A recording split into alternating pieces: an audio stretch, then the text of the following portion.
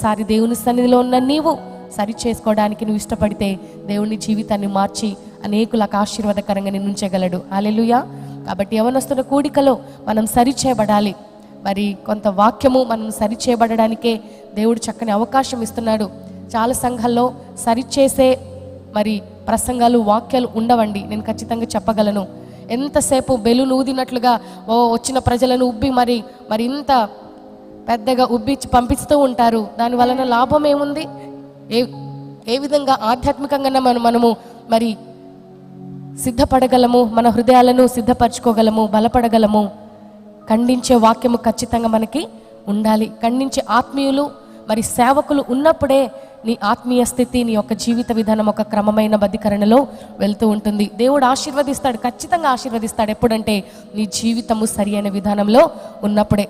మరి ఖచ్చితమైన దేవుని సేవకులు ఖచ్చితంగా ఖండించగలుగుతారు. దేవుని వాక్యం ద్వారా నిన్ను సరి చేయడానికి చూస్తారు. చాలామంది మరి ఆ వాక్యాలు చెప్తే మేము చాలా చోట్లకు వెళ్తున్నప్పుడు మాకు ఒక మాట చెప్తుంటారు.